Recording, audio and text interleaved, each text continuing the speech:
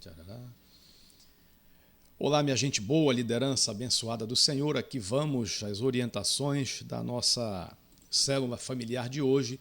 Para você que está chegando para fazer pela primeira vez, eu vou passar aqui as orientações para que tudo saia beleza na sua célula, tá bom?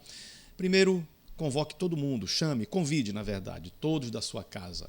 Segundo, um horário apropriado para todos. Pode ser no café da manhã, no almoço, no jantar, no lanche da tarde, certo? Aí peça para as pessoas escolherem os louvores. As pessoas sempre gostam de música e querem que cante a música da sua preferência. Então você dá essa oportunidade. De 2 a 3 louvores dá para cantar. Aí você começa a reunião fazendo uma oração e em seguida cante os louvores, todos juntos. Pode colocar aí no celular mesmo e cantar em cima da música, tá certo? Depois de você mesmo compartilhar esta mensagem que eu vou compartilhar agora aqui com você, além disso estou mandando o esboço também, certo? Depois você faz a oração, peça aí para todos colocarem seus pedidos de oração e faça uma oração abençoando todos aí da sua casa e até pode convidar parentes e amigos próximos também, tá certo? E aí você encerra, aí serve aquele lanche, aquela janta, aquela sopa, tudo de maneira muito simples, perfeito?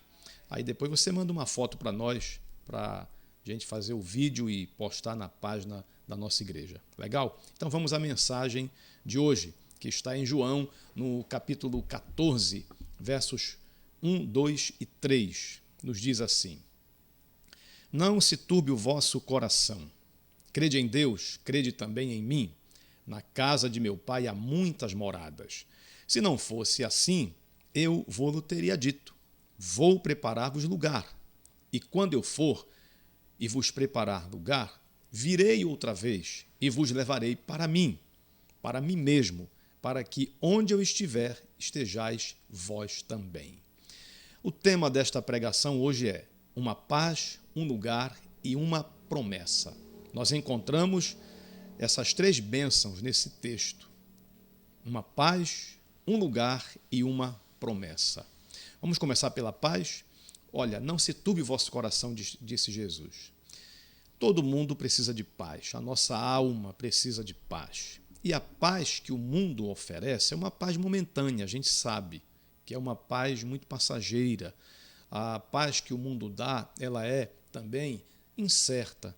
A pessoa, ela pode ter tudo, mas pode também viver insatisfeita, pode não estar contente. Parece que sempre está faltando algo.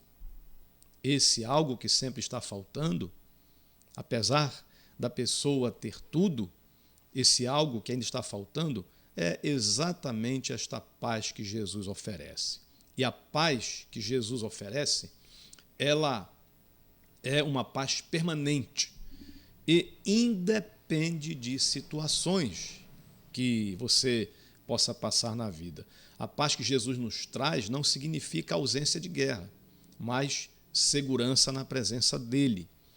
Então você pode até estar passando por momentos difíceis, ruins, por momentos de turbulências na sua vida, mas você, no fundo, não perde a paz. Dentro da sua alma há sempre um clamor, a sua alma, a minha alma, a nossa alma pedindo paz, né? E Jesus nos dá essa paz apesar das circunstâncias, certo?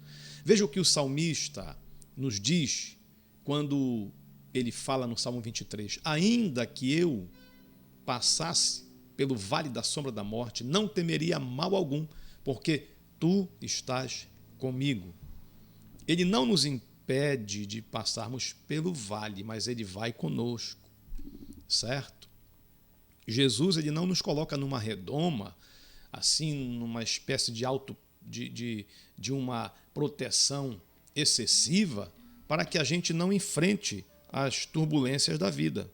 Pelo contrário, nós passamos por essas situações que tentam desestabilizar a nossa fé, no entanto, ele está conosco.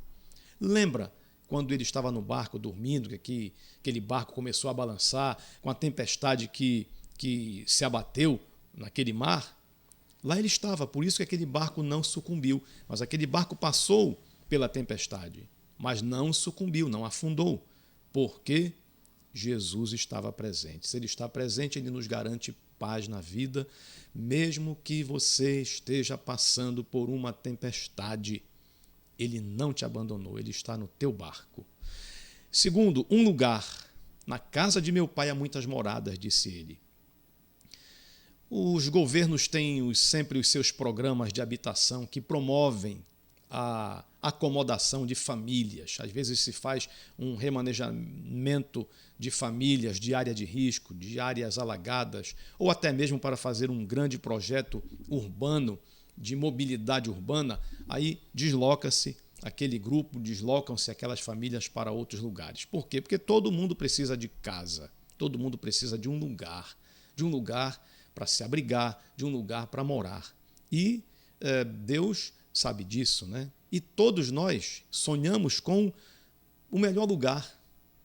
Quem nunca sonhou com uma bela cidade, como o Rio de Janeiro? Se você fosse escolher uma cidade para morar, pastor, escolheria Rio de Janeiro, escolheria Curitiba, escolheria Vancouver, lá no Canadá, escolheria Nova York ou Miami, né? São cidades maravilhosas que oferecem condições e qualidade de vida excelentes.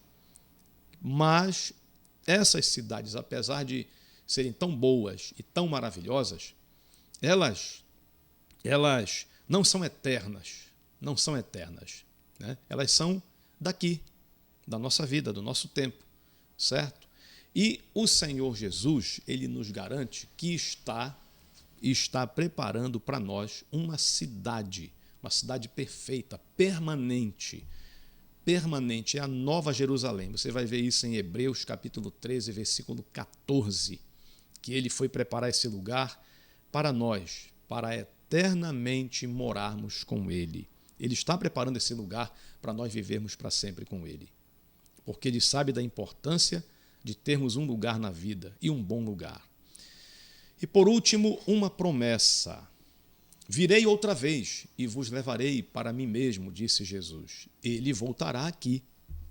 Ele voltará aqui. Sabe por quê? Tão somente por nossa causa. Por causa daqueles que nele creem, que se apegaram a ele, que se entregaram de coração a ele. Por causa daqueles que se tornaram a sua igreja, que o receberam como único Senhor e Salvador. Então, ele voltará aqui para nos levar para a Nova Jerusalém que ele mesmo está preparando. E, para finalizar, os sinais da vinda dele estão aí, a cada dia se mostrando mais intensos. No início desse ano, nós iniciamos com uma grande ameaça de guerra entre Estados Unidos e Irã. E aquilo é um sinal, aquilo foi um sinal da vinda de Cristo, da aproximação da volta dele. E essa pandemia, o que dizer dessa pandemia então? Um forte sinal, se alastrou pelo mundo inteiro. E agora essa invasão dos gafanhotos na América do Sul? Né? Pestes se alastrando. O afastamento de muita gente das igrejas. Antes dessa pandemia, tinham sempre alguns que não tinham ainda esse costume, ou que não têm ainda esse costume, essa prática de estar permanentemente congregando, cultuando a Deus nos cultos principais da igreja. Né? E agora ainda, esse número de pessoas que se afastou, que ainda não voltou, que ainda está um pouquinho cauteloso, né? Aumentou. Mas olha, eu quero lhe chamar a atenção para um detalhe. Muito cuidado com aquelas pessoas que pensam assim, não, eu não preciso ir à igreja, eu aqui em casa eu sirvo a Deus mesmo. Olha, muito cuidado com isso, tá, minha gente? Aí a gente volta para aquela lição básica lá da escola bíblica, sobre o braseiro que é tirado do meio da fogueira. Ele, claro, muito rapidamente vai se apagar. Então, quando nós não congregamos, aquele fervor, aquele calor do Espírito Santo, aquela presença do Espírito Santo no meio do povo de Deus, se apaga mais rápido em nós. E o inverso é verdadeiro, quando estamos congregando, quando estamos em contato, em comunhão com o povo de Deus, com a igreja todo o tempo, nos relacionando, mantendo uma rotina com o povo de Deus, nós estamos no meio do fogo, né? No meio da brasa viva, no meio do Espírito Santo. Em Hebreus, no capítulo 10, versículo 25, ele diz que temos que ter cuidado para não deixarmos de nos congregar, porque isso é muito perigoso para nós, tá certo? E então estejamos atentos a estes sinais que estão acontecendo nos nossos dias, tá bom? Para que a gente não deixe de desfrutar deste lugar que Ele está preparando, desta promessa que Ele nos fez e desta paz que Ele, Jesus, nos oferece. Deus abençoe, uma boa célula para você.